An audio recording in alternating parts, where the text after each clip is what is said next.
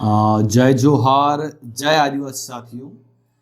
पिछला वीडियो जो हमने देखा था, पिछले वीडियो में हमने ये देखा कि जो भारतीय संविधान जो है उसका बनना कैसे शुरुआत हुई, बनने की शुरुआत कैसे हुई और जो भारतीय संविधान जो था वो कैसे बनना प्रारंभ हुआ वो हमने देखा।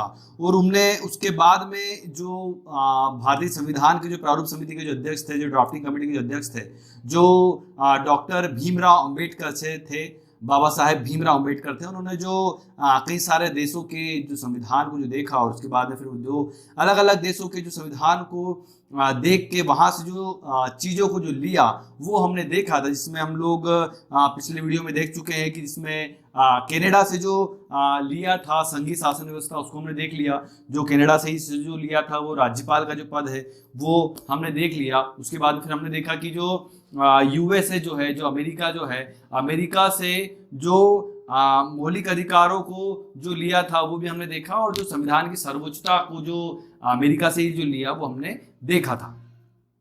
आज हम लोग अगला हमने जो देखा था उसमें ये देखा कि न्यायिक पुनरावलोकन जो था वो भी हमने जो लिया है वो कहाँ से लिया है, अमेरिका से ही लिया है। तो जो अमेरिका से जो हमने जो न्यायिक पुनरावलोकन जो लिया है वो क्या चीज है, तो आज हमको समझना है कि ये जो न्यायिक पुनरावलोकन जो है वो जो संघीय न्यायिक व्यवस्था जो होती है, जो संघीय न्यायिक व्यवस्था जो होती है उसमें यह होता है कि सबसे नीचे जो होती है वो तहसील स्तर पे जो कोर्ट होती है वो होती है। उसके बाद में फिर उसके ऊपर जो होती है वो जिला न्यायालय होता है, और जिला न्यायालय के ऊपर जो होता है वो हाई कोर्ट होता है, और हाई कोर्ट के ऊपर जो होता है वो सुप्रीम कोर्ट होता है। तो ये जो व्यवस्था जो होती है इसी व्यवस्था को संघीय न्यायालय व्यवस्था कहा जाता है।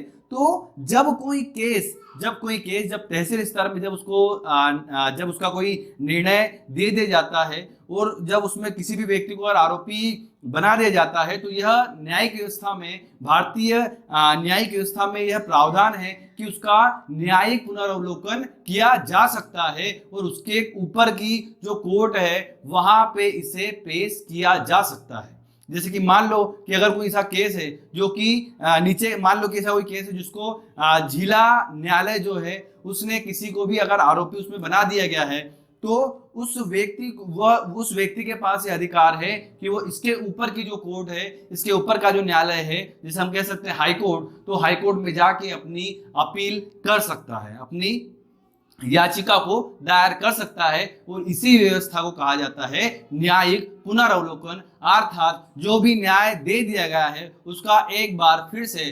पुनरावलोकन करना। और इसी व्यवस्था को जो लिया गया है वो अमेरिका के संविधान से लिया गया है। उसके बाद में अगर हम लोग देखें तो अगला जो आता है वो आता है राष्ट्रपति का महाभियोग। तो ये जो राष्ट्रपति का जो महाभियोग जो है ये तब लाया जाता है जब कोई राष्ट्रपति अपने पदों का दुरुपयोग करता है। तो इन स्थितियों में राष्ट्रपति के ऊपर महाभियोग लाया जाता है और महाभियोग के द्वारा राष्ट्रपति को पद से हटाया जाता है। तो ये जो राष्ट्रपति का जो महाभियोग की जो प्रक्रिया है ये भी हमने अमेरिका के संविधान से ही हमने इसे लिया है। अगला अगर हम लोग देखें कि अगर भारतीय संविधान में अगर अमेरिका से अगर महाभियोग की प्रक्रिया को लिया है, तो हमें समझना होगा कि उपराष्ट्रपति का जो पद है वो भी हमने अमेरिका से ही हमने इसे लिया है। उपराष्ट्रपति वो होता है जब राष्ट्रपति या तो बीमार हो जाए, या फिर राष्ट्रपति की मृत्यु हो जाए, या फिर राष्ट्रपति के ऊपर महाभियोग लगा दिया जाए, तो ऐसी स्थिति में जब राष्ट्रपति का पद जब खाली हो जाता है तो जो उपराष्ट्रपति जो है वह राष्ट्रपति के सारे कार्य करता है, और यही जो पद होता है वो उपराष्ट्रपति का पद होता है। तो ये सारी चीजें जो हैं वो अमेरिका के लिखित संविधान से ली गई थी। और अगर हम लोग अगला देखें तो अगला जो है वो हम लोग देखें तो अगला देश जो आता है वो आता है आयरलैंड, और आयरलैंड से जो सबसे पहला जो लिया वो हमने लिया है नीति निर्देशक तत्व। अब जो नीति निर्देशक तत्व जो है इसका जो उल्लेख मिलता है वो अनुच्छेद 36 से लेके अनुच्छेद 51 तक इसका उल्लेख मिलता है।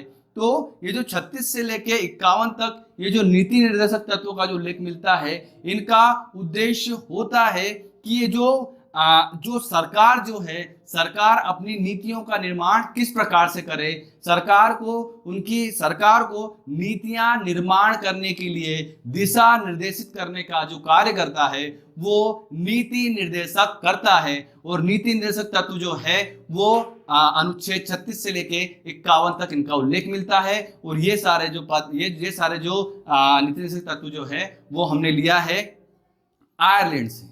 और इन्हीं नीति निर्देशक तत्व, जैसे कि नीति निर्देशक तत्व में जो अनुच्छेद 38 जो है, अनुच्छेद 38 में ही जो स्पष्ट तौर पे जो उल्लेख किया गया है कि जो राज्य जो है वो जनता के हित के लिए और जनता के हितों को ध्यान में रख के ही अपनी नीतियों का निर्माण करेगी। और इसी से स्पष्ट होता है कि नीति निर्देशक तत्व का जो बताने का जो उद्देश्य है वो ये है कि सरकार को ये बताना है कि सरकार अपनी नीतियों का निर्माण किस प्रकार से करेगी। अगर हम लोग अगला देखें तो अगला जो है वो है राष्ट्रपति का निर्वाचन मंडल। तो राष्ट्रपति का जो निर्वाचन मंडल जो है वो हम लोग एक देख सकते हैं कि राष्ट्रपति जो है वो भारत देश में सबसे बड़ा पद राष्ट्रपति का माना जाता है। और राष्ट्रपति का जो पद है उसमें जब भी किसी व्यक्ति को जब राष्ट्रपति का पद जब दिया जाता है तो उसमें जो पद दिया जाता है उसमें जो मत जो है वो उसी व्यक्ति को राष्ट्रपति बनाया जाता है जिसे 50% मत मिले हो। 50% लोग जो है उससे ज्यादा, जिसका 50% के मतों से ज्यादा जिसे मत मिले होते हैं वही राष्ट्रपति बनता है। तो ये जो राष्ट्रपति का जो पद जो होता है उसका जो निर्वाचन मंडल जो है, ये निर्वाचन मंडल में जो संपूर्ण जो संसद के जो सदस्य होते हैं, जैसे उसमें से संसद का जो सदस्य होते हैं वो राष्ट्रपति और लोकसभा के सदस्य और राज्यसभा के सदस्य होते हैं। लेकिन इसमें जो अलग व्यवस्थाएं जो होती है, इसमें लोकसभा के सदस्य होते हैं सिर्फ निर्वाचित, और राज्यसभा के भी जो सदस्य जो निर्वाचित जो होते हैं वही इसमें भाग लेते हैं, लेकिन मनोनीत सदस्य इसमें भाग नहीं लेते, जिसको हम लोग राष्ट्रपति के निर्वाचन मंडल को हम लोग अच्छे तरीके से डिटेल से पढ़ेंगे। लेकिन अभी हम लोग ये समझना है सिर्फ कि राष्ट्रपति का निर्वाचन मंडल जो है वो हमने आयरलैंड से लिया है। अगर हम लोग अगला देखें तो राष्ट्रपति के पास एक और जो अधिकार होता है वो ये अधिकार होता है कि राष्ट्रपति राज्यसभा में सदस्यों का मनोनयन कर सकता है। अर्थात राष्ट्रपति अगर किसी व्यक्ति को अगर वो राज्यसभा के लिए अगर मनोनीत करता है तो उन व्यक्तियों के पास राज्यसभा का सदस्य बनने का अधिकार हो जाता है। तो ये जो राज्यसभा में सदस्यों का जो मनोनयन जो है ये भी हमने आयरलैंड से ही हमने लिया है। अब हम लोग अगला देखें तो अगला हम लोग देश देखेंगे इंग्लैंड, या फिर हम लोग कह सकते हैं इसको ब्रिटेन। तो ये जो ब्रिटेन जो है, ब्रिटेन से जो हमने लिया है वो संसदीय शासन प्रणाली हमने ब्रिटेन से ली है। अब ये हमको समझना है कि संसदीय शासन प्रणाली क्या होती है। तो जो संसदीय शासन प्रणाली जो होती है वो अगर हम लोग ब्रिटेन में देखें तो ब्रिटेन में जो पूरी जो संसद है उसके 3 भाग होते हैं। सबसे पहला भाग जो होता है वहां के राजा, और दूसरे भाग होते हैं वहीं की लोकसभा, और तीसरा भाग होता है वहीं की संसद, वहीं की राज्यसभा। तो एज इट इज जो पूरा जो स्ट्रक्चर जो है संसदीय शासन प्रणाली जो है वो एज इट इज जो है वो उठा के भारत में लेके आए हैं। और यहाँ पर जो ब्रिटेन में जो राजा की जो जगह होती है उस जगह में भारत में राष्ट्रपति को रख दिया गया है। और हम लोग भारत देश में अगर हम लोग भारतीय संसद को अगर देखें तो संसद के 3 भाग होते हैं, एक होता है राष्ट्रपति, एक होता है लोकसभा और एक होता है राज्यसभा। तो ये जो संसदीय शासन व्यवस्था जो है ये हमने लिया है इंग्लैंड से। उसके बाद में अगर हम लोग देखें तो ये जो भारत देश में जो अगली जो चीज ली है ब्रिटेन से वो लिया है विधि का शासन।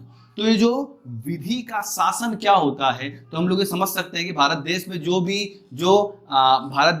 भी कानून होगा, भारत देश में जो भी विधि होगी उसी के आधार पर संपूर्ण भारत देश चलेगा, और इसी चीज को कहते हैं विधि का शासन। उसके बाद में अगर हम लोग अगला हम लोग ये बोल सकते हैं कि जो मंत्रिमंडलीय उत्तरदायी व्यवस्था जो है ये भी हमने ब्रिटेन से ही ली है।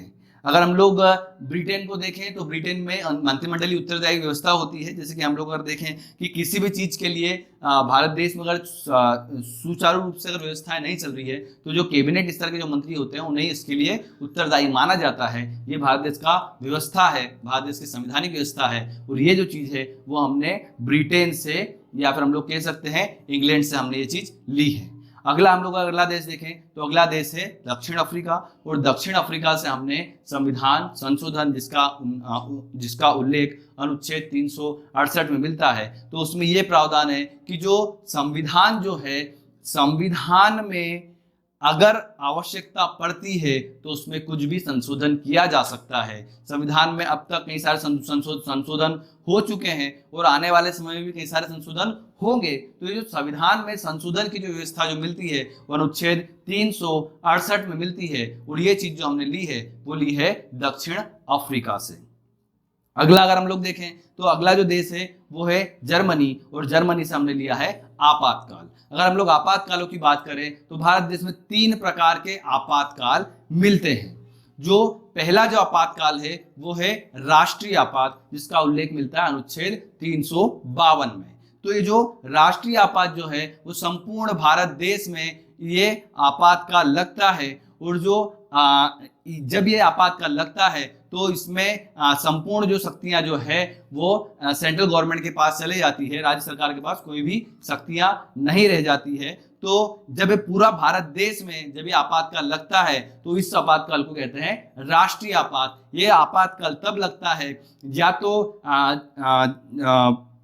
भारत देश की जनता में अगर आपस में अगर सैन्य अगर दो समूह अगर आपस में अगर भिड़ जाते हैं, आपस में अगर हिंसक रूप से अगर आपस में हिंसा करना प्रारंभ कर देते हैं, तब भी ये राष्ट्रपति शासन लगाया जाता है, राष्ट्रीय आपात लगाया जाता है। या फिर कहीं बाहर से दूसरा देश जब भारत में जब आक्रमण कर देता है तब भी यह आपातकाल राष्ट्रीय आपात लगाया जाता है। या फिर भारत देश की जो जनता है वो अगर सैन्य विद्रोह कर दे, अगर वो सशस्त्र विद्रोह कर दे, हथियारों के आधार पर अगर सरकार के खिलाफ अगर विद्रोह कर दे, तब भी राष्ट्रीय आपात लगाया जाता है, जिसका उल्लेख जो मिलता है वो 352 में मिलता है।